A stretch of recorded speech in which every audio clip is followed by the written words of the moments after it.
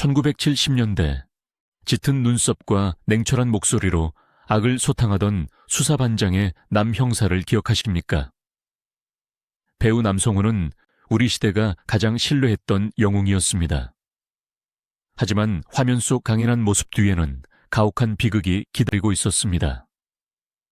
생의 마지막 순간 손가락 하나 마음대로 움직일 수 없는 다계통 위축증이라는 병마와 고독한 사투를 벌여야 했던 것입니다. 가장 화려한 순간에 찾아온 침묵의 형벌 속에서도 배우로서의 품격을 끝까지 지켜낸 인간 남성훈의 뜨거운 생애를 다시 한번 마주해봅니다. 우리가 살아온 그 시절, TV는 단순한 가전제품이 아니었습니다. 온 가족이 옹기종기 모여 앉아 세상의 정의를 확인하고 내일의 희망을 꿈꾸던 성소와도 같았습니다. 그 성소의 중심에서 남성훈은 늘 바르고 강직한 모습으로 서 있었습니다. 그는 악을 징벌하는 소자였지만 동시에 그 시대를 살아가는 가장 평범하고 성실한 가장의 뒷모습을 닮아 있었습니다. 그런데 왜 하늘은 그토록 완벽해 보이던 그에게 다계통 위축증이라는 가혹한 시련을 내린 것일까요?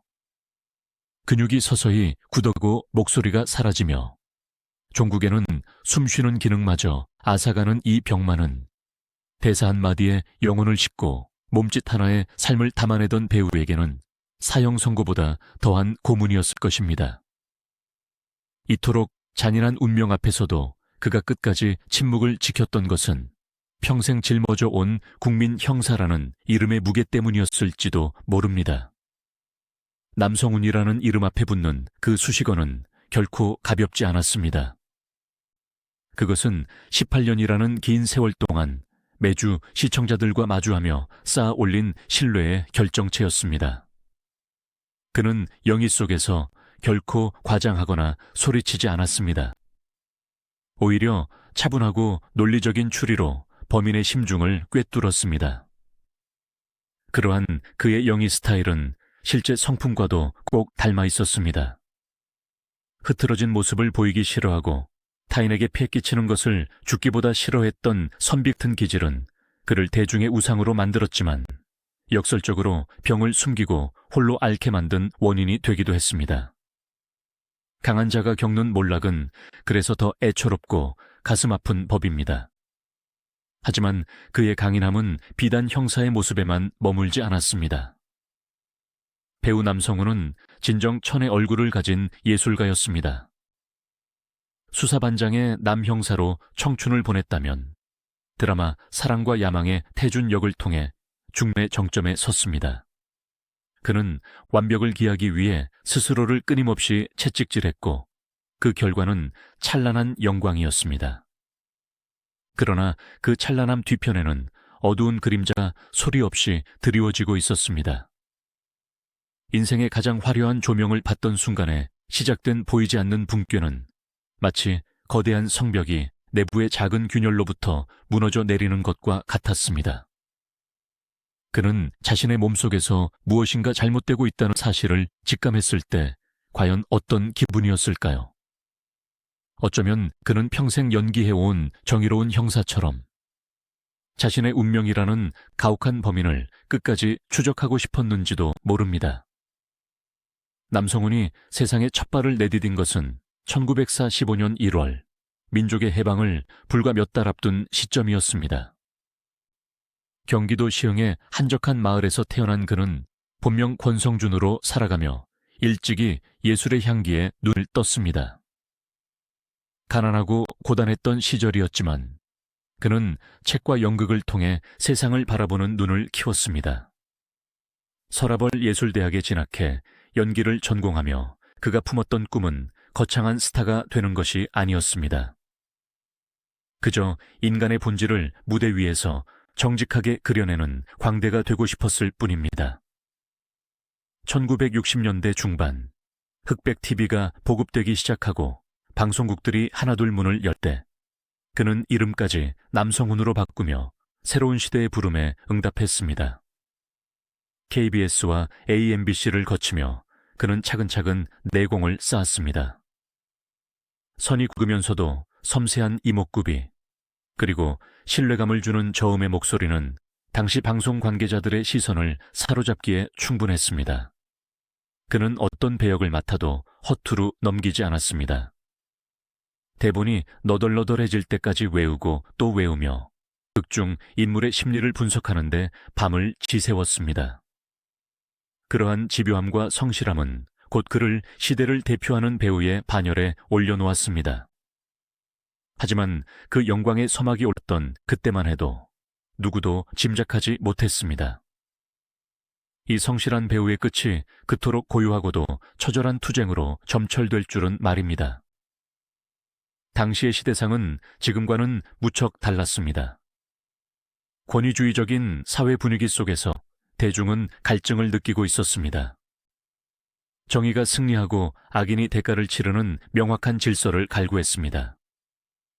수사반장은 바로 그 갈증을 해소해주는 분출구였습니다. 최불암이 이끄는 수사팀에서 남성우는 지적인 수사의 핵심이었습니다. 감정에 호소하기보다 증거를 찾고 주먹보다는 머리를 쓰는 그의 모습은 현대적 형사의 표본이 되었습니다. 사람들은 남성운을 보며 경찰 고마움을 느꼈고 그가 화면에 등장할 때마다 안도감을 얻었습니다.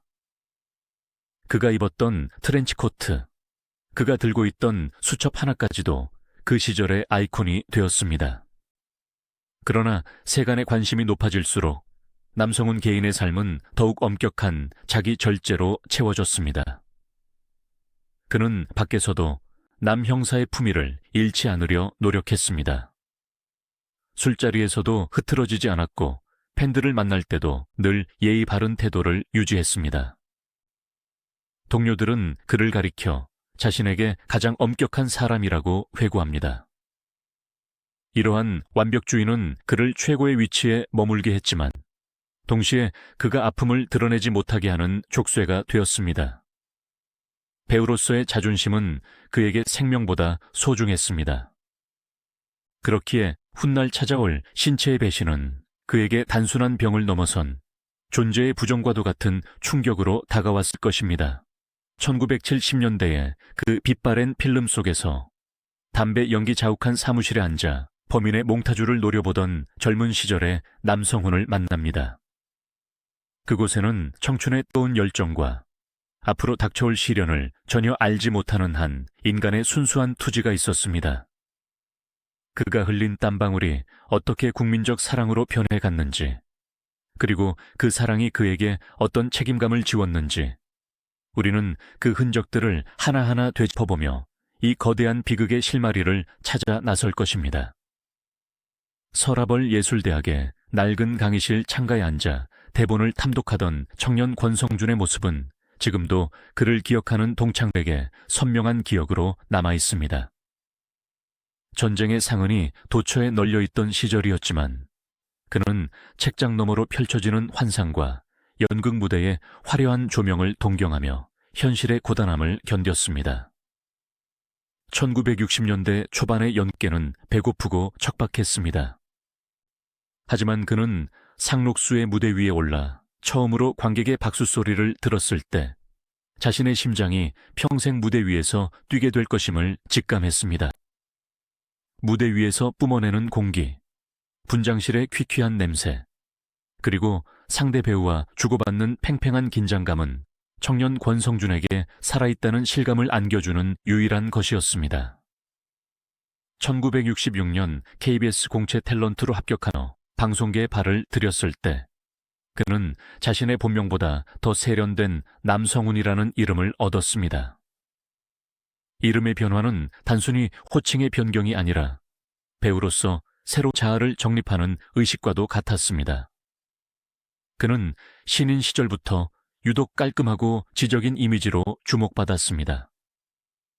당시만 해도 텔레비전 드라마는 생방송에 가까운 촉박한 일정으로 제작되었고 현장은 늘 아수라장이었습니다. 대사를 외우지 못해 NG를 내는 일이 허다했고 기술적인 결함으로 촬영이 중단되는 일도 부지기수였습니다. 그러나 남성훈은 달랐습니다. 그는 자기 몫의 대사를 단 한 번도 틀리는 법이 없었습니다. 촬영 전날이면 여관방에 틀어박혀 대본이 너덜너덜해질 때까지 탐독하며 인물의 작은 습관 하나까지도 설계했습니다. 동료 배우들은 그런 그를 보며 지독할 정도로 철저한 놈이라며 혀를 내둘렀지만 그 철저함이야말로 그를 정상의 자리로 이끄는 가장 강력한 엔진이었습니다.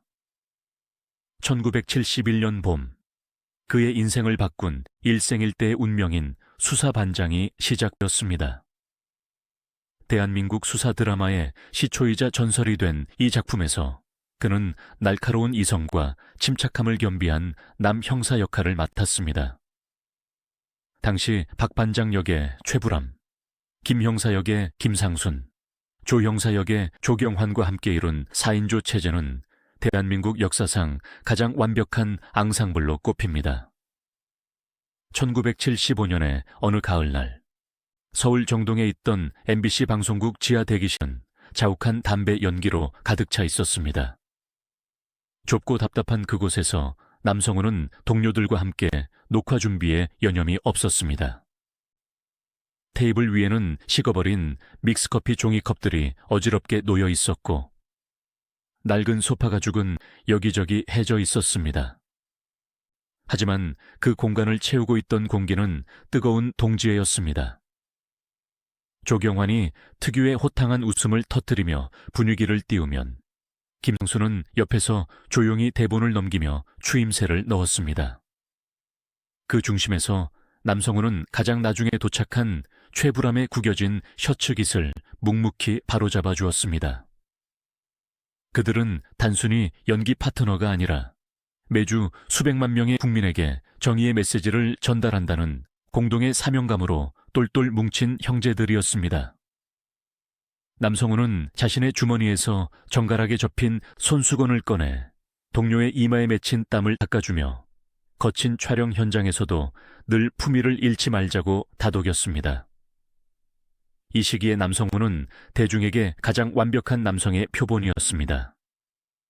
단정하게 빗어 넘긴 머리칼과 빳빳하게 풀을 먹인 와이셔츠, 그리고 본인을 제압할 때 보여주는 절도 있는 동작은 당시 젊은 남성들에게는 선망의 대상이었고 여성들에게는 이상적인 남편상이었습니다. 그는 길을 가다 마주치는 시민들이 진짜 형사로 착각하고 고민을 상담할 때조차 결코 귀찮은 내색을 하지 않았습니다. 오히려 그들의 이야기를 진지하게 경청하며 경찰이 더 열심히 하겠습니다 라는 말로 위로를 건넸습니다. 그는 배우 남성훈과 형사 남성훈 사이의 경계를 스스로 허물고 있었습니다. 그것은 대중에 대한 예우였고 자신이 맡은 역할에 대한 무거운 책임감의 발로였습니다. 하지만 이러한 완벽주의적 성향은 그에게 보이지 않는 심리적 하중을 지우고 있었습니다. 그는 언제나 흐트러짐 없는 모습을 보여야 한다는 강박에 시달렸습니다. 조금이라도 발음이 꼬이거나 표정이 어색하면 밤새 잠을 이루지 못할 정도로 스스로를 괴롭혔습니다. 동료들과의 술자리에서도 그는 늘 자제했습니다. 마음껏 흐트러지고 소리 지르고 싶을 때도 있었겠지만 그는 언제나 단정한 자세로 앉아 남들의 이야기를 들어주는 편을 택했습니다. 그런 그를 보며 친구들은 성훈이는 참 선비 같다고 말했지만 사실 그 선비 같은 모습은 자신을 지키기 위한 거대한 갑옷이었을지도 모릅니다. 외부의 충격으로부터 자신을 보호하고 대중이 기다는 완벽한 남성운을 유지하기 위해 그는 매 순간 스스로를 검열하고 다듬었습니다. 1980년대로 넘어오면서 그의 연기 인생은 한층 더 깊어집니다. 수사반장이 장수 프로그램으로 자리 잡으며 안정적인 인기를 누리고 있었지만 그는 배우로서 또 다른 갈증을 느끼고 있었습니다. 형사라는 고착된 이미지를 넘어 인간의 내밀한 욕망과 갈등을 연기하고 싶어 했습니다. 그러던 차에 만난 김수현 작가의 드라마들은 그에게 새로운 지평을 열어주었습니다. 특히 1987년 방영된 사랑과 야망은 그의 영희 인생에서 가장 빛나는 정점이자 대중에게 남성훈이라는 이름의 무게를 다시 한번 각인시킨 계기가 되었습니다. 그는 이 드라마에서 가난한 집안의 장남으로 태어나 성공을 향해 무섭게 질주하는 박태준 역을 맡았습니다. 박태준은 차갑고 냉철하며 때로는 목적을 위해 감정을 억누르는 인물이었습니다. 남성우는 이 역할을 위해 평소보다 더 차가운 눈빛과 절제된 감정 표현을 연습했습니다. 촬영장에서 그는 대본에 적힌 지문 하나까지도 철저히 따랐습니다. 태준이 밥 먹는 모습이 너무 정갈해서 소름이 돋는다는 시청자들의 반응이 나올 정도로 그는 일상의 사소한 행동 하나에 캐릭터의 영혼을 불어넣었습니다. 당시 시청률 70%라는 경이적인 기록을 세우며 전 국민을 TV 앞으로 불러 모았던 사랑과 야망의 성공 뒤에는 자신의 건강을 돌보지 않고 배역에 몰입했던 남성훈의 처절한 노력이 있었습니다. 당시 촬영장을 기억하는 스태프들은 남성훈의 손에서 대본이 떠난 적이 없었다고 증언합니다. 쉬는 시간에도 그는 구석진 곳에 앉아 대사를 읊조리며 감정선을 유지했습니다. 다른 배우들이 농담을 주고받으며 긴장을 풀 때도 그는 박태준이라는 인물에 빙의된 듯 무거운 침묵을 지켰습니다. 그의 이러한 몰입은 함께 연기하는 후배들에게는 경외심을, 제작진에게는 무한한 신뢰를 주었습니다. 하지만 너무나 완벽했던 그의 연기는 역설적으로 그의 육체를 소리 없이 갉아먹고 있었습니다. 극중 태준이 겪는 극도의 스트레스와 긴장감은 고스란히 배우 남성훈의 신경계로 전달되었을 것입니다. 연기라는 이름의 열병이 그의 혈관을 타고 흐르며 미래에 닥칠 비극의 자양분이 되고 있었던 셈입니다. 동료 배우 전계리는 그를 가리켜 가장 신사답고 가장 완벽했던 파트너로 기억합니다. 무대 위에서는 그 누구보다 냉정해 보였지만 조명이 꺼지면 후배들의 연기 고민을 들어주고 말없이 밥값을 내주는 따뜻한 선배였다는 것입니다. 남성훈은 결코 자신의 권위를 앞세우지 않았습니다. 대본 연습 시간에 지각하는 법이 없었으며 단역 배우들의 이름까지도 하나하나 기억하며 인사를 건넸습니다. 그가 보여준 인간미는 그를 더욱 빛나게 했지만 그 따뜻한 속내를 숨기고 차가운 박태준을 연기해야 했던 괴리감은 그에게 또 다른 피로감을 주었을 것입니다. 무엇이 그를 그토록 스스로에게 엄격하게 만들었을까요? 단순히 직업의식 때문이었을까요? 아니면 기저에 깔린 근원적인 불안감 때문이었을까요? 어쩌면 그는 무대라는 가상의 공간에서만 진정한 자유를 느꼈던 것인지도 모릅니다.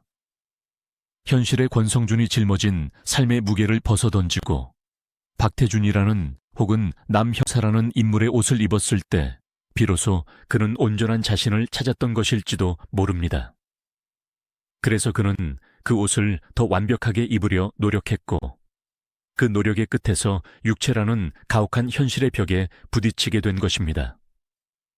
세월은 흘러 1980년대 후반에 접어들었고 18년 동안 이어져 온 수사 반장도 종막을 준비하고 있었습니다.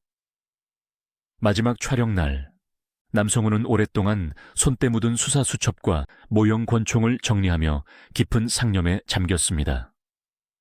그는 그곳에서 청춘을 보냈고 동료들과 가족보다 더 깊은 정을 나누었습니다. 카메라는 멈췄지만 그의 마음속에서 정의를 향한 수사는 멈추지 않았습니다. 그러나 운명은 그에게 정의 대신 가혹한 불공평함을 안겨주려 하고 있었습니다. 인생의 황금기를 지나 새로운 도약을 준비하던 그에게 신체의 작은 변화들이 감지되기 시작한 것입니다. 그 변화는 아주 미세했습니다. 아침에 일어나 세수를 할 때 손끝이 약간 떨린다거나 평소보다 계단을 오를 때 다리가 무겁게 느껴지는 정도였습니다. 완벽주의자인 그는 단순히 피로가 쌓인 것이라 치부하며 더욱 운동에 매진했습니다. 대중에게 나약한 모습을 보이지 않기 위해 그는 더 꼿꼿이 서려 노력했고 더 크게 웃으려 애썼습니다. 하지만 그가 애써 외면하려 했던 그 작은 징후들은 훗날 그의 인생 전체를 집어삼킬 거대한 쓰나미의 전조였습니다. 조용히 다가온 그 징후들은 머지않아 그의 삶을 송두리째 뒤흔들 거대한 폭풍의 시작이었습니다. 1990년대 초반의 방송가는 격동의 시기였고 남성우는 그 소용돌이의 중심에서 여전히 가장 신뢰받는 배우의 자리를 지키고 있었습니다.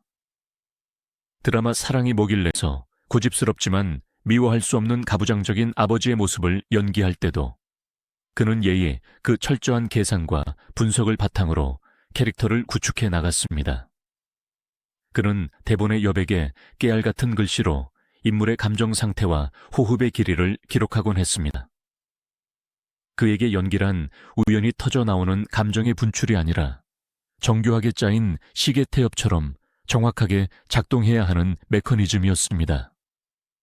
현장에서 그는 후배들에게 늘 말했습니다. 배우는 관객에게 거짓말을 해서는 안 된다. 네가 떨고 있다면 그것은 배역의 떨림이어야지. 네 긴장의 떨림이어서는 안 된다라고 말입니다. 하지만 역설적이게도 그의 몸은 배역의 의도와는 무관한 떨림을 서서히 시작하고 있었습니다. 어느 날인가 드라마 촬영을 위해 분장실 거울 앞에 앉은 그는 자신의 손끝이 미세하게 흔들리는 것을 발견했습니다. 평소라면 단숨에 그려 넣었을 눈썹 라인이 조금씩 삐져나갔고 넥타이를 매는 손길은 예전처럼 경쾌하지 않았습니다. 그는 분장사의 눈길을 피해 잠시 손을 무릎 아래로 감추었습니다. 가슴 한구석에서 알 수 없는 서늘함이 스쳐 지나갔지만 그는 그것을 단순한 피로로 규정하며 스스로를 다독였습니다. 성훈아, 너도 이제 나이를 먹는구나. 조금 더 쉬어야겠어. 그는 그렇게 생각하며 거울 속의 자신에게 억지 미소를 지어 보였습니다.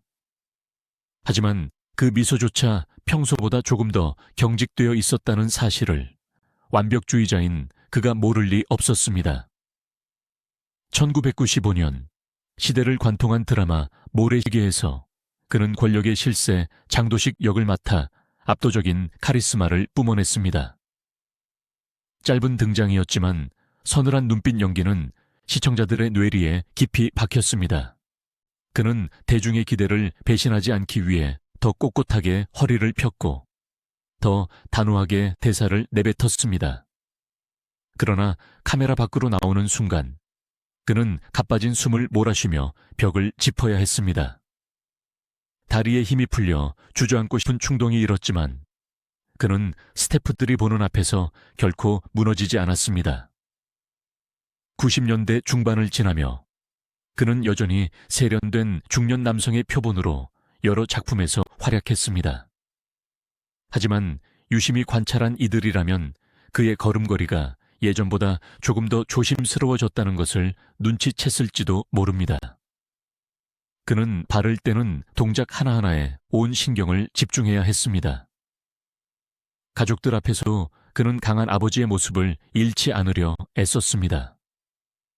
아들 승민이 연기자의 길을 걷겠다고 했을 때 그는 누구보다 엄격한 스승이 되었습니다.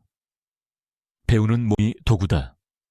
그 도구를 완벽하게 관리하지 못하면 너는 관객 앞에 설 자격이 없다. 그가 아들에게 했던 이 말은 사실 자기 자신에게 던지는 마지막 경고이기도 했습니다. 자신의 도구가 녹슬고 부서져 가고 있다는 공포를 숨긴 채 그는 아들의 영의 지도를 하며 자신의 무너져가는 발음을 교정하려 안간힘을 썼습니다. 아버지가 겪고 있는 그 거대한 어둠을 당시의 아들은 미처 다 알지 못했습니다. 그저 아버지가 예전보다 조금 더 엄격해졌고 조금 더 말이 적어졌다고만 느꼈을 뿐입니다. 1997년 겨울, 증상은 더는 외면할 수 없는 수준에 이르렀습니다. 식사 도중 숟가락을 떨어뜨리거나 단추를 채우는데 한참을 낑낑대야 하는 일이 반복되었습니다. 무엇보다 그를 괴롭힌 것은 언어의 배신이었습니다. 배우에게 목소리는 영혼의 울림과도 같은데 특정 발음이 혀끝에서 맴돌 뿐 밖으로 나오지 않기 시작했습니다. 그는 남몰래 국어 사전을 펼쳐놓고 어려운 발음들을 반복해서 연습했습니다. 밤이 깊도록 거실 조명을 켜둔 채 간장공장, 공장장 같은 문장들을 수백 번씩 읊조리는 그의 뒷모습은 지독한 장인 정신이 깃든 풍경인 동시에 보는 이의 가슴을 저미게 하는 비극적인 장면이었습니다. 그는 병원을 찾는 것을 미루고 또 미뤘습니다. 병명을 듣게 되는 순간 배우로서의 생명이 끝날지도 모른다는 본능적인 두려움 때문이었습니다. 그는 차라리 이것이 일시적인 증상이기를, 기적처럼 내일 아침이면 모든 것이 정상으로 돌아오기를 간절히 기도했습니다. 하지만 운명은 잔인했습니다. 근육의 강직은 다리를 지나 허리로, 다시 어깨로 타고 올라왔습니다. 이제 그는 옷 한 벌 갈아입는데도 식은땀을 흘려야 했습니다. 그럼에도 불구하고 그는 여전히 촬영장에 나갔습니다. 1998년 드라마 마음이 고와야지. 촬영장에서 그는 동료들에게 감기 기운이 있어 목소리가 좋지 않다고 둘러댔습니다. 사람들은 그 말을 믿었습니다. 평소 워낙 성실하고 자기관리가 철저했던 그였기에 그가 큰 병을 앓고 있을 것이라고는 상상조차 하지 못했습니다. 이 시기 남성훈의 일상은 기록과 투쟁으로 요약됩니다. 그는 매일 자신의 몸 상태를 수첩에 적어 넣었습니다. 어느 부위가 떨리는지, 어느 단어가 잘 안 나오는지, 어제보다 얼마나 더 힘들어졌는지를 꼼꼼히 기록했습니다. 그것은 마치 범인을 추적하는 형사가 수사 일지를 쓰는 것과 같았습니다. 그는 자신의 몸이라는 감옥에 갇힌 채 자신을 공격하는 정체모를 병마를 끝까지 추적하고 있었습니다. 하지만 적은 보이지 않았고 요새는 안쪽에서부터 무너져 내리고 있었습니다. 결국 그는 1999년 초 가족들의 간곡한 권유로 병원을 찾았습니다. 흰 가운을 입은 의사는 무표정한 얼굴로 여러 가지 검사를 진행했습니다. 뇌 MRI 촬영을 위해 차가운 기계 속으로 들어갈 때 남성훈은 눈을 감고 자신의 인생을 되돌아보았습니다. 흑백티 시절의 뜨거웠던 열기, 수사반장 팀원들과 나누었던 웃음소리, 사랑과 야망의 태준으로 살았던 화려한 순간들.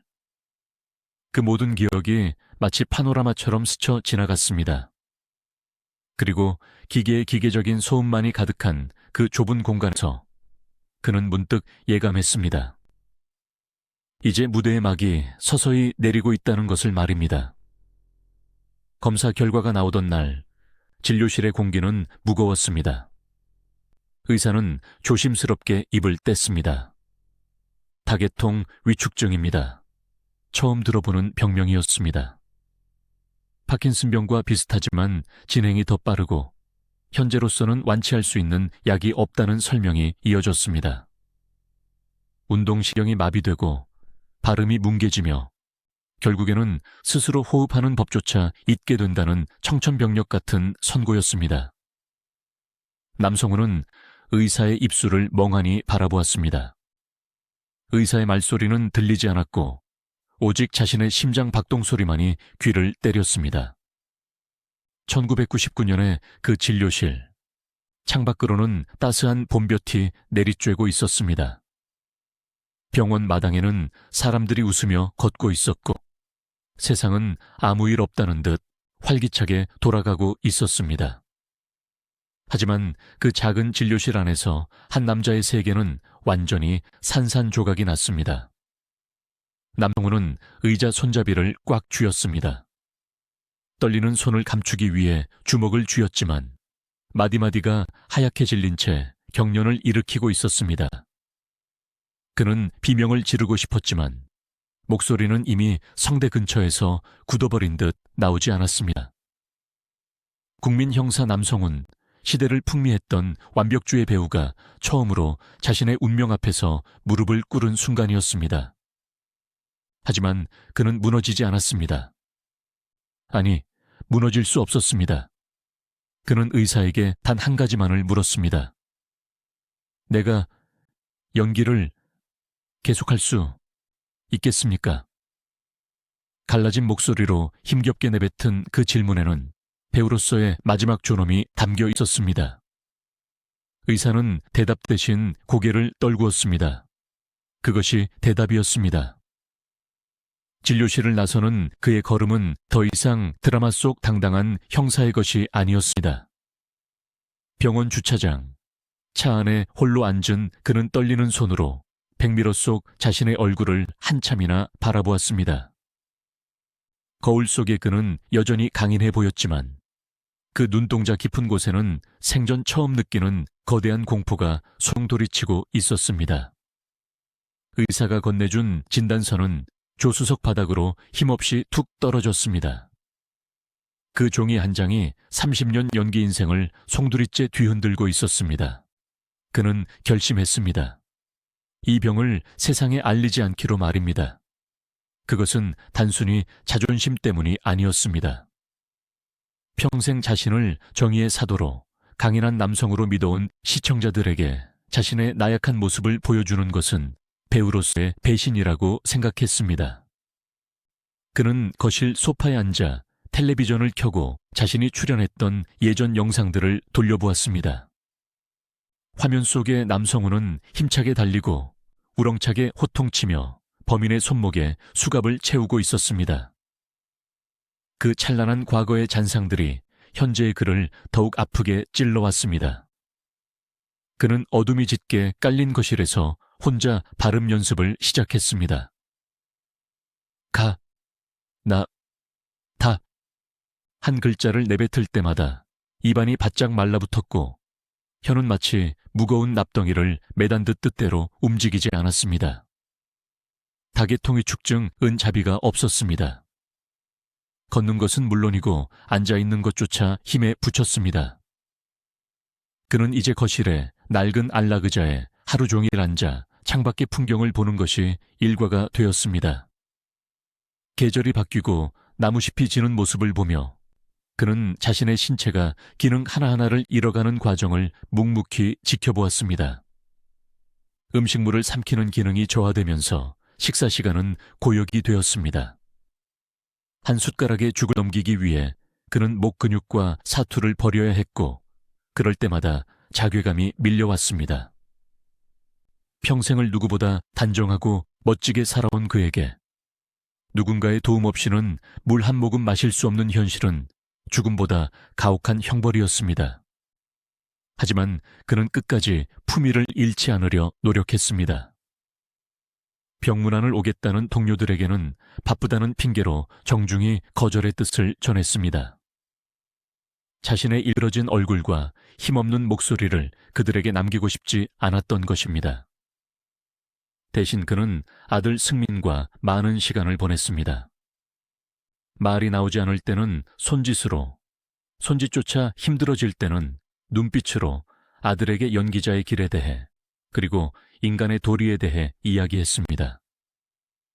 아들은 그런 아버지의 곁을 지키며 비로소 깨달았습니다. 아버지가 평생 연기했던 그 강인함은 연기가 아니라 삶을 대하는 그의 태도 자체였다는 것을 말입니다. 어느덧 소식은 조금씩 방송가로 흘러나갔습니다. 남성훈이 위독하다는 소문이 돌기 시작하자 한 방송사에서 그의 투병기를 다큐멘터리로 찍고 싶다는 제안을 해왔습니다. 그는 단칼에 거절했습니다. 배우는 무대 위에서만 보여줘야 한다는 것이 그의 마지막 신념이었습니다. 그는 자신의 고통을 팔아 대중의 동정을 사고 싶지 않았습니다. 병매 잠식당에 뼈만 남은 모습 대신 시청자들의 기억 속에 영원히 당당한 남형사로 남기를 원했습니다. 그것은 그가 대중에게 줄 수 있는 마지막 선물이자 스스로가 지켜온 예술가로서의 마지막 자존심이었습니다. 2002년 초 그는 결국 서울대학교 병원 중환자실로 옮겨졌습니다. 이제 그는 스스로 숨을 쉴 수 없어 기계의 힘을 빌려야 했습니다. 목소리는 완전히 사라졌고 오직 눈동자만이 살아 움직이며 주변을 살폈습니다. 하얀 천장과 주기적으로 들려오는 의료기기의 비프음만이 그의 세계가 되었습니다. 하지만 그 고요한 절망 속에서도 그는 무언가를 계속 말하고 있었습니다. 가족들이 그의 손을 잡으면 미세하게 손가락 끝을 움직여 반응했습니다. 그것은 나는 괜찮다, 울지 마라 라는 무언의 위로였습니다. 그 무렵 아들 승민은 드라마 출연 제의를 받았습니다. 아버지가 평생을 몸담았던 방송국에서 온 연락이었습니다. 아들은 병상에 누워있는 아버지를 두고 촬영장에 갈 수 없다며 망설였습니다. 하지만 남성우는 눈빛으로 아들을 다그쳤습니다. 어서 가서 내 몫의 연기를 하라고, 그것이 배우의 운명이라고 말하는 듯 했습니다. 아들은 아버지의 눈물을 보았습니다. 그것은 슬픔의 눈물이 아니라 자신의 뒤를 이어 무대에 서는 아들에 대한 대견함과 미안함이 섞인 뜨거운 액체였습니다. 아들은 아버지의 굳은 손을 꼭 잡고 촬영장으로 향했습니다. 그것이 아버지가 가장 원하는 일임을 알았기 때문입니다. 병실의 조명은 차갑고 투명했습니다. 남성우는 그곳에서 홀로 긴 밤을 견디며 무엇을 생각했을까요? 수사반장의 오프닝 테마곡이 환청처럼 들려왔을지도 모릅니다. 빰빰빰빰 빰빰. 경쾌한 트럼펫 소리와 함께 육교 위를 달리던 자신의 젊은 모습이 창문에 어른거렸을 것입니다. 그는 그 기억 속의 자신을 향해 조용히 미소 지었습니다.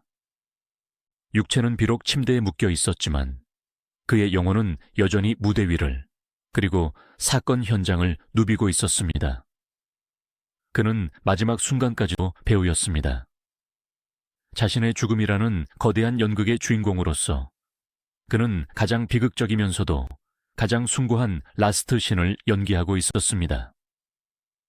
2002년 병세는 급격히 악화되었습니다. 가족과 동료들의 간절한 기도 속에서도 이별의 시간은 다가오고 있었습니다. 서울대학교 병원 403호실. 그곳은 대한민국이 사랑했던 대스타의 마지막 무대라기엔 너무나 협소하고 적막한 공간이었습니다. 가습기에서 뿜어져 나오는 하얀 증기가 허공을 떠돌고 규칙적으로 공기를 밀어넣는 인공호흡기의 기계음만이 그가 살아있음을 증명하고 있었습니다. 2002년 10월 18일 새벽, 창밖의 대학로 거리는 가을비에 젖어 차가운 빛을 발하고 있었습니다. 남성우는 그곳에 누워 소리 없는 사투를 벌이고 있었습니다. 다계통 위축증이라는 잔인한 병만은 그의 사지를 밧줄로 묶듯 단단히 굳혀놓았고, 평생 수천 장의 대본을 외우던 그의 혀는 이제 침 한 방울조차 마음대로 삼키지 못하는 무력한 고깃덩어리가 되어 있었습니다. 하지만 그의 눈동자만은 여전히 맑게 빛나고 있었습니다. 그것은 육체란 감옥에 갇힌 영혼이 세상을 향해 내미는 유일한 창구였습니다. 가족들은 그의 침대맡을 지키며 마지막 인사를 건넸습니다. 아내의 손이 그의 거칠어진 손등을 어루만질 때 남성훈의 눈가에는 이슬 같은 눈물 한 방울이 고였습니다. 미안함이었을까요? 아니면 먼저 떠나는 자의 아쉬움이었을까요? 그는 말하고 싶었을 것입니다. 평생 부족한 나를 믿고 따라와줘서 고맙다고, 영희밖에 모르는 고집불통 남편을 견뎌줘서 고맙다고 말입니다. 하지만 그의 입술은 끝내 열리지 않았습니다. 대신 그는 눈을 깜빡이며 신호를 보냈습니다. 한 번은 긍정, 두 번은 부정. 그렇게 그는 생애 마지막 의사소통을 가장 원초적인 방식으로 이어가고 있었습니다. 평생 완벽한 발음과 세련된 어조로 대중을 매료시켰던 배우가 겪어야 하는 이 소리 없는 종말은 보는 이들의 가슴을 미어지게 했습니다. 그날 오전 병실 문이 조용히 열리고 낯익은 얼굴들이 들어섰습니다. 수사반장의 영원한 리더 최불암이었습니다. 그는 창백하게 질린 후배의 얼굴을 보며 말을 잇지 못했습니다. 30년 전 가죽 자켓을 입고 범인을 잡으러 뛰어다니던 혈기왕성한 남 형사는 간데없고 오직 뼈만 남은 야윈 육체만이 그를 맞이하고 있었습니다. 최불암은 남성훈의 차가운 손을 꽉 잡았습니다. 성훈아, 고생 많았다. 이제 그만 짐을 내려놓아라. 최불암의 목소리가 가늘게 떨렸습니다. 그 순간 남성훈의 눈동자가 평소보다 크게 흔들렸습니다. 그는 자신의 대장, 박 반장에게 마지막 경례를 올리고 싶었는지도 모릅니다. 하지만 그는 오직 눈빛만으로 고마움을 전했습니다. 수사반장 팀원들이 하나둘 모여들자 병실은 마치 낡은 드라마 세트장처럼 변했습니다. 그들은 슬픔을 억누르며 옛 추억을 이야기했습니다. 흑백 화면 속에서 빛나던 그들의 우정은 이제 죽음이라는 거대한 그림자 앞에서 마지막 작별을 고하고 있었습니다. 전고를 조금 넘긴 시각, 남성훈의 호흡이 점차 얕아지기 시작했습니다. 모니터의 심박수는 힘겹게 산을 그리다 인해 평평한 직선을 향해 달려갔습니다. 그는 마지막 힘을 다해 곁에 있던 아들 승민의 얼굴을 뚫어지게 쳐다보았습니다. 아들에게 남기는 마지막 유언은 대사가 아니라 강렬한 눈빛이었습니다. 배우답게 살아라. 비겁하지 마라. 끝까지 무대를 지켜라. 아들은 아버지의 눈동자 속에서 그 모든 목소리를 들었습니다. 남성훈은 깊은 숨을 한번 크게 들이마신 뒤 아주 천천히 내뱉었습니다. 그리고는 마치 연극의 막이 내리듯 조용히 눈을 감았습니다. 향년 57세. 너무나 이른 나이에 대한민국은 정의로운 형사 한 명을, 그리고 지독할 정도로 성실했던 배우 한 명을 잃었습니다. 그의 부고가 전해지자 방송가는 큰 충격에 빠졌습니다. 그가 투병 중이라는 사실조차 몰랐던 대중은 뒤늦게 전해진 MSA라는 희귀병 소식에 오열했습니다. 왜 그토록 아픈 것을 숨겼느냐는 물음이 쏟아졌지만 그를 아는 이들은 모두 고개를 끄덕였습니다. 그것이 남성훈다운 마감이었기 때문입니다. 남성훈은 죽는 순간까지도 대중에게 아픈 환자가 아닌 건강한 배우로 기억되기를 바랐습니다.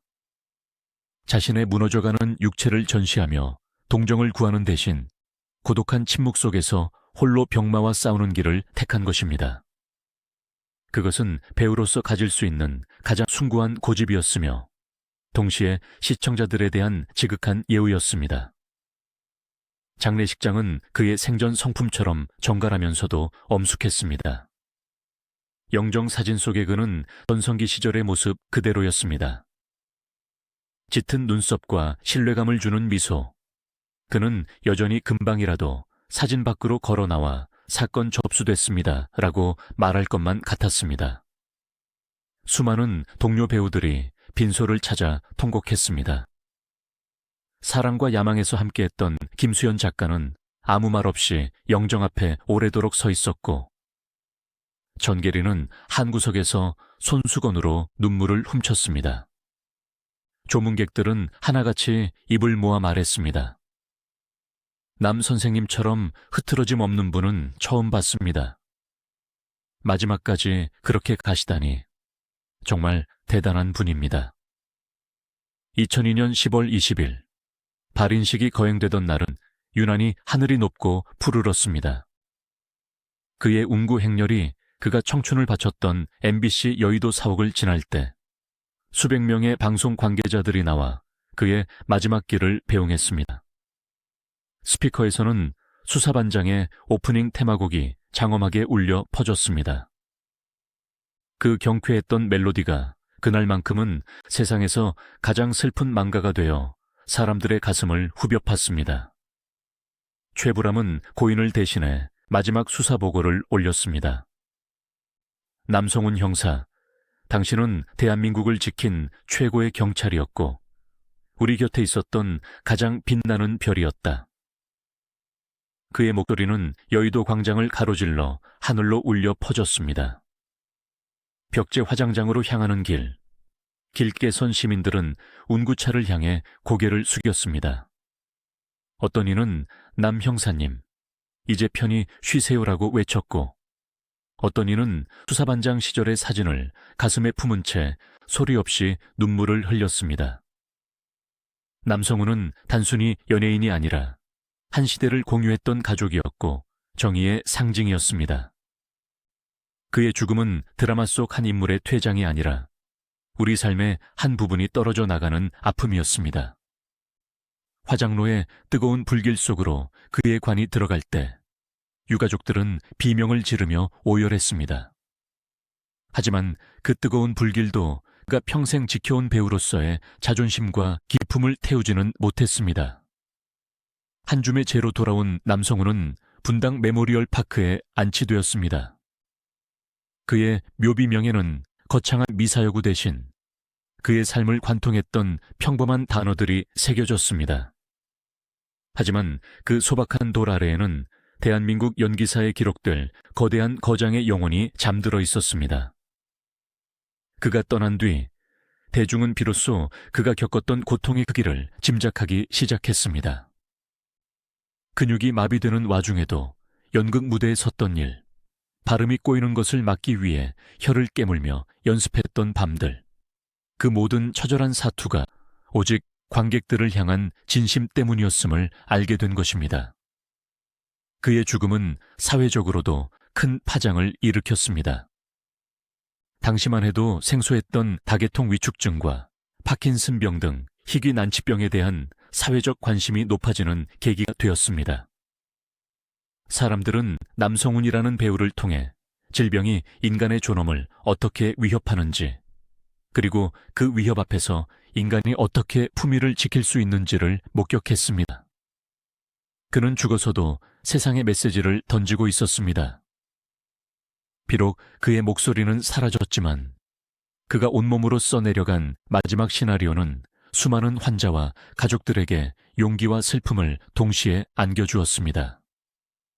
또한 그 아들 남승민이 본격적으로 배우의 길을 걷기 시작하면서 남성훈의 연기호는 대를 이어 계속되었습니다. 승민은 아버지가 쓰던 낡은 대본과 수첩을 보며 연기를 공부했습니다.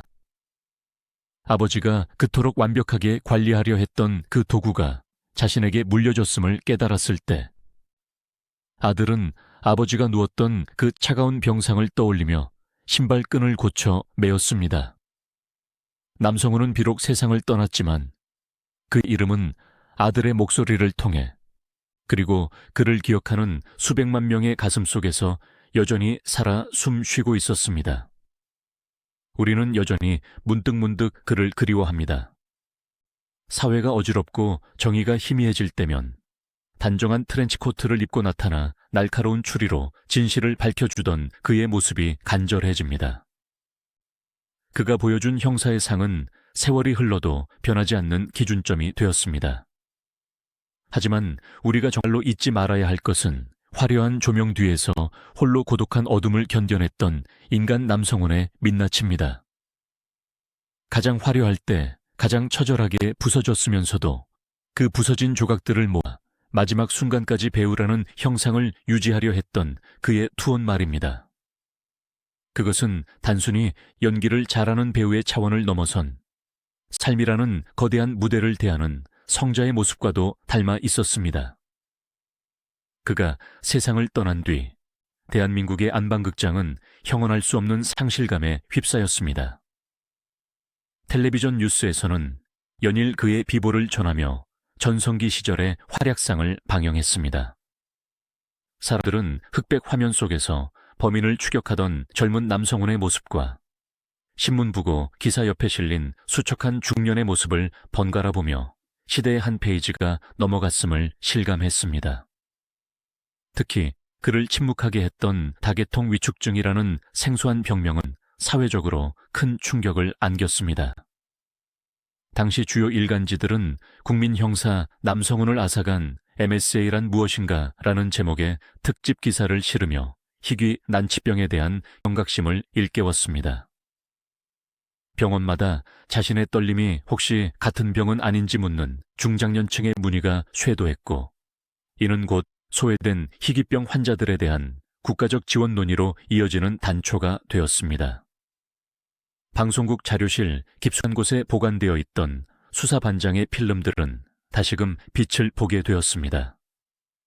먼지 쌓인 릴 테이프가 돌아가며 내는 투박한 소리와 함께 남 형사의 단호한 목소리가 복도를 타고 흘러나왔습니다. 동료 배우들은 분장실에 모여 앉아 그 소리를 들으며 말없이 담배 연기만 내뿜었습니다. 누군가는 그가 마지막까지 숨기려 했던 투병의 흔적들을 뒤늦게 찾아내며 자책하기도 했습니다. 촬영장에서 그가 유독 벽에 몸을 기댔던 이유, 대사를 하기 전 유난히 길게 호흡을 가다듬었던 순간들이 사실은 무너져가는 육체를 붙잡기 위한 처절한 버팀목이었음을 이제야 깨달은 것입니다. 동료들의 회한은 곧 그에 대한 깊은 존경심으로 승화되었습니다. 성훈이는 마지막까지 우리에게 배우의 품격이 무엇인지 보여주려 했다는 최불암의 회고는 방송가 전체에 무거운 울림을 주었습니다. 그의 죽음은 대중문화계의 제작 관행에도 작은 변화를 가져왔습니다.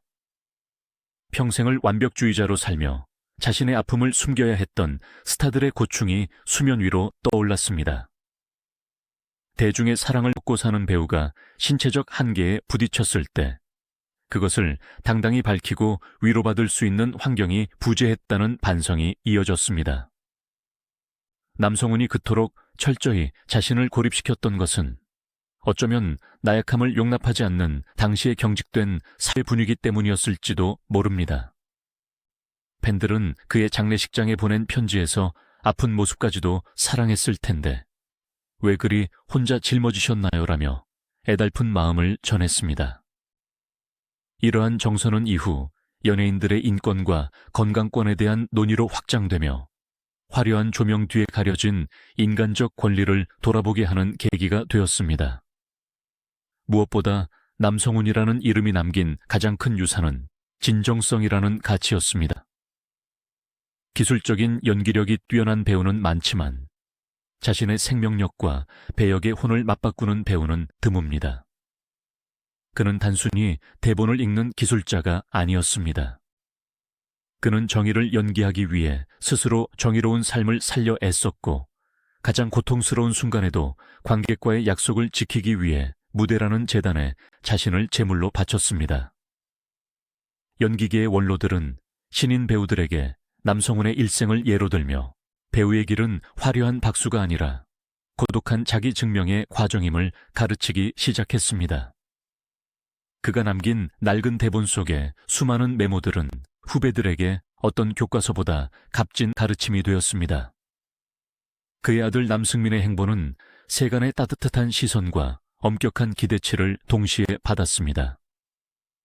아버지를 빼닮은 외모와 목소리를 가진 그가 카메라 앞에 섰을 때 시청자들은 그에게서 떠나간 남성훈의 환영을 보았습니다. 승민은 아버지의 이름에 누가 되지 않기 위해 남들보다 몇 배는 더 노력해야 했습니다. 촬영장 구석에서 혼자 대사를 읊조리는 아들의 뒷모습에서 스태프들은 생전 남성훈의 모습을 발견하고 코끝이 찡해지곤 했습니다.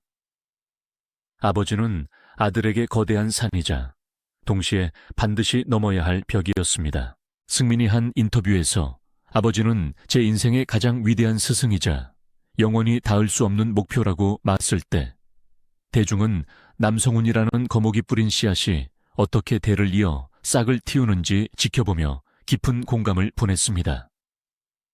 사회적으로는 수사반장 세대가 느끼는 상실감이 집단적인 향수로 번졌습니다. 1970년대와 80년대 격동의 세월을 건너온 이들에게 남성훈은 단순한 연예인이 아니라 함께 고난을 헤쳐온 동지였습니다.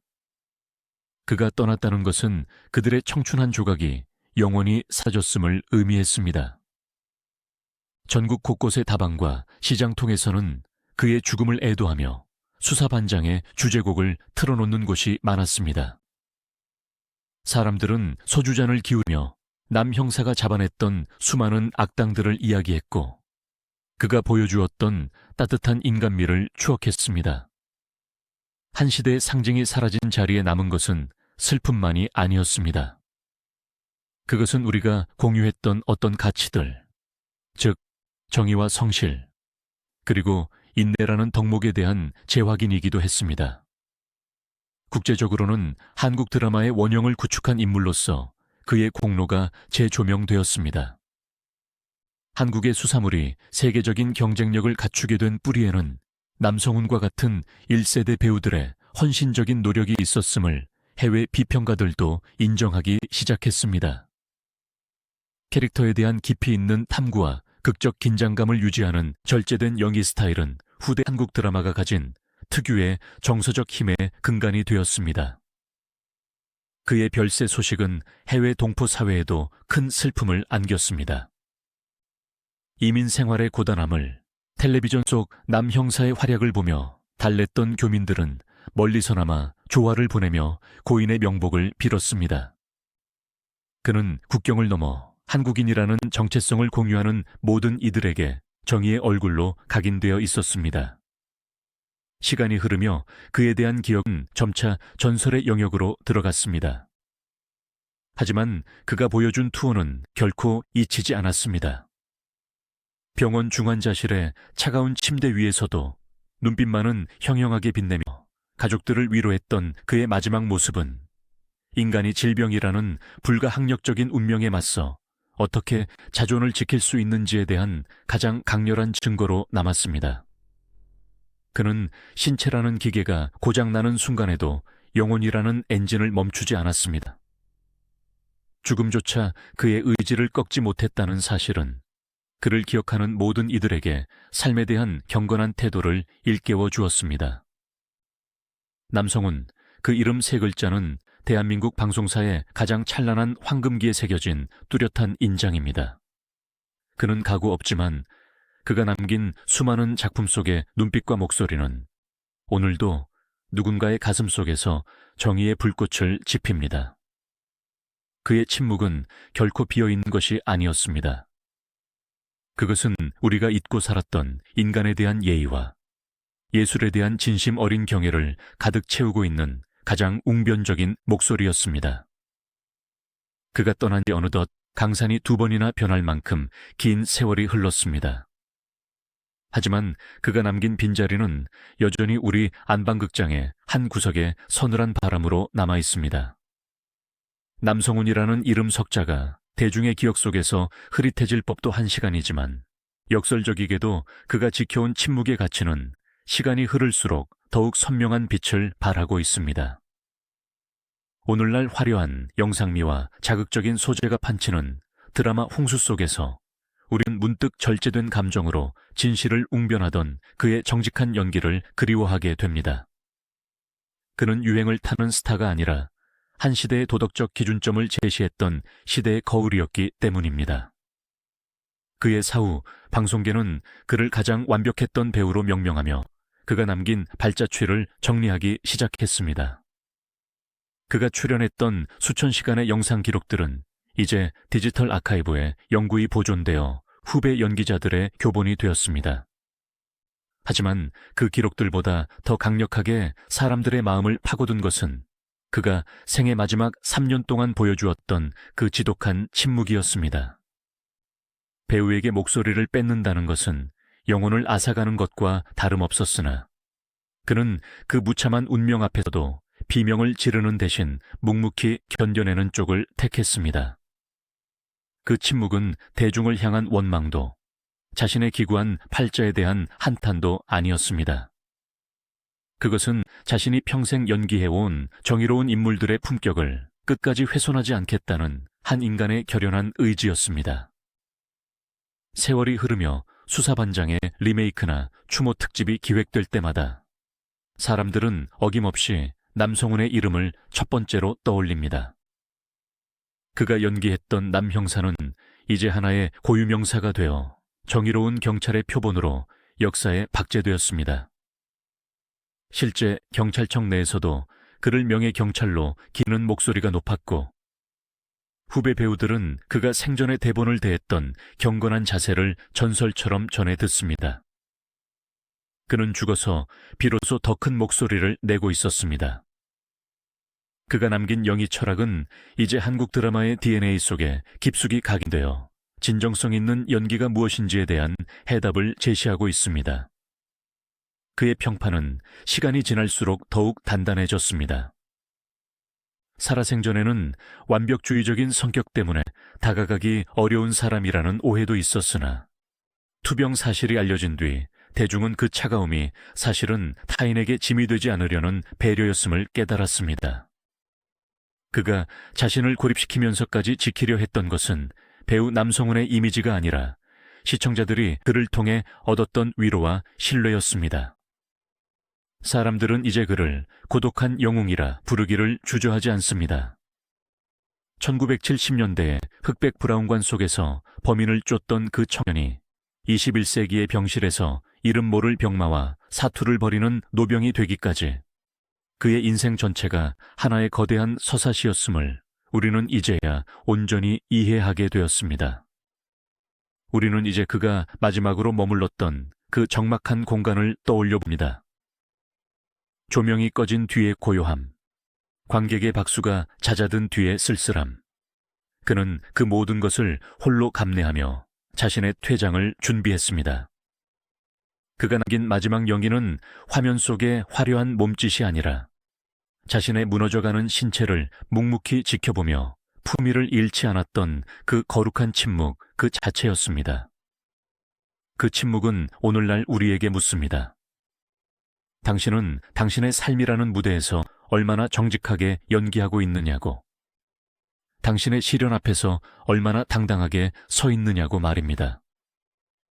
그가 남긴 유품 중에는 생전 그가 즐겨 쓰던 만년필과 빼곡히 메모가 적힌 대본들이 있습니다. 그 만년필의 잉크는 말라버렸고 대본의 종이는 누렇게 변색되었지만 그 속에 담긴 그의 숨결은 여전히 뜨겁습니다. 그는 대본의 귀퉁이에 배우는 죽어서도 무대를 떠나지 않는다는 글귀를 남겼다고 합니다. 그 말처럼 그는 여전히 우리 곁을 떠나지 않고 있습니다.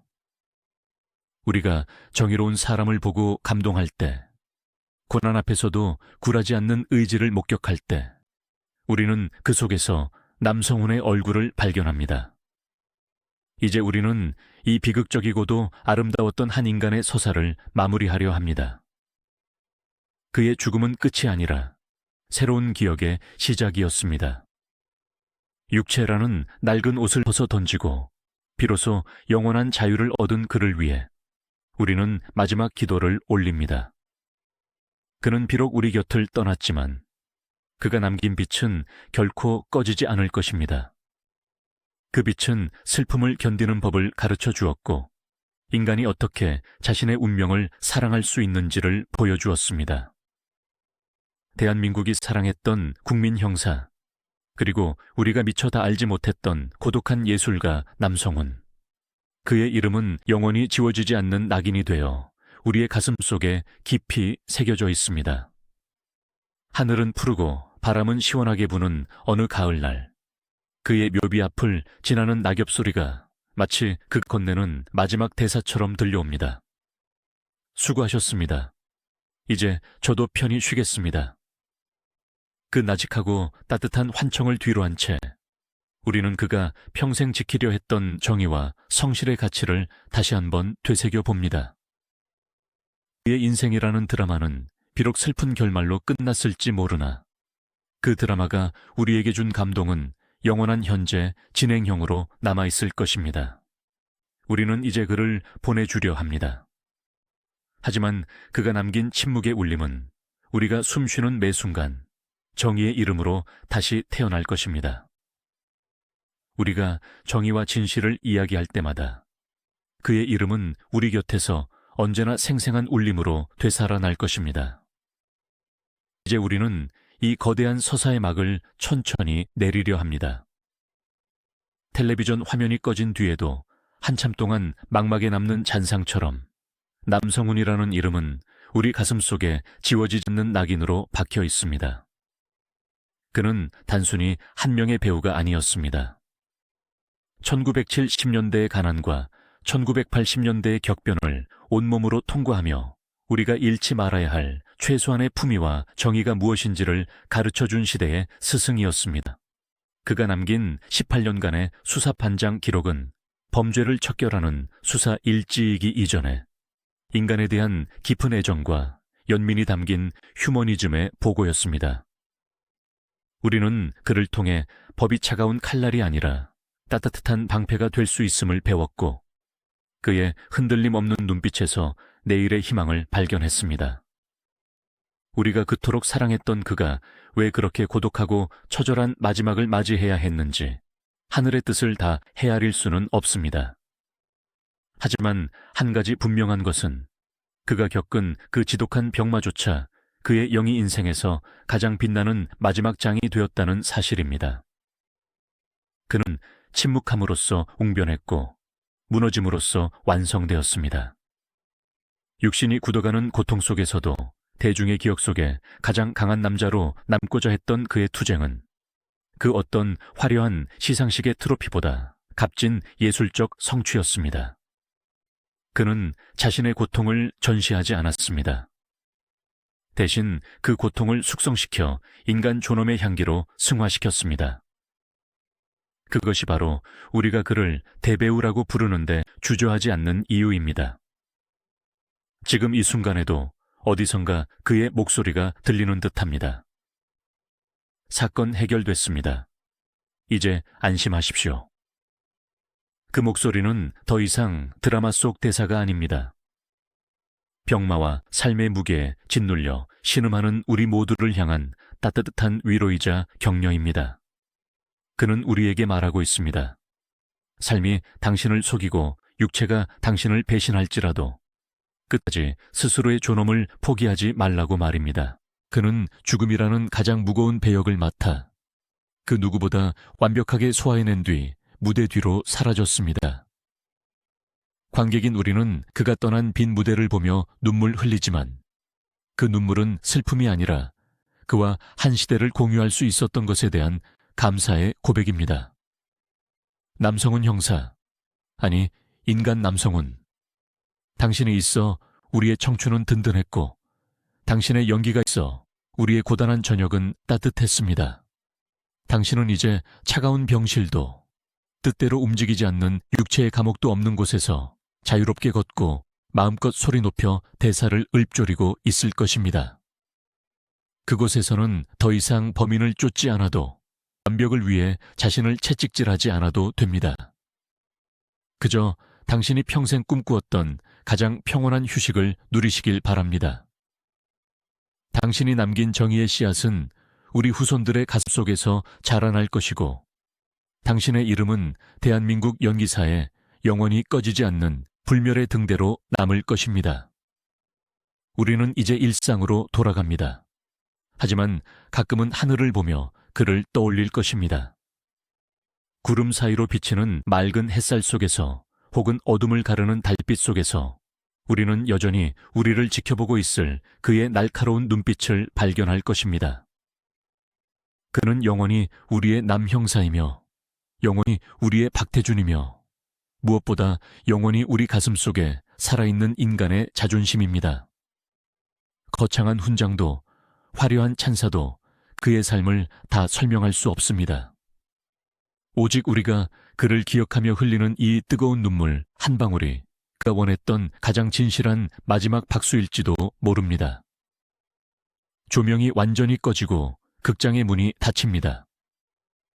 하지만 우리 마음속의 무대는 결코 사라지지 않습니다. 그가 남긴 수많은 이야기들이 오늘도 우리 곁을 맴돌며 어떻게 살아야 할 것인가에 대해 낮은 목소리로 속삭입니다.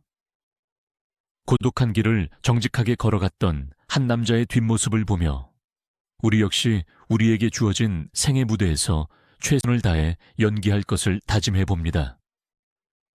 남성은 당신의 이름은 우리 시대의 전설이었고 당신의 삶은 우리 모두의 긍지였습니다. 이제 무거운 짐을 내려놓고 영원한 평안 속에 잠드소서. 당신을 사랑했고 지금도 사랑하며 앞으로도 영원히 잊지 않겠습니다. 안녕히 가십시오.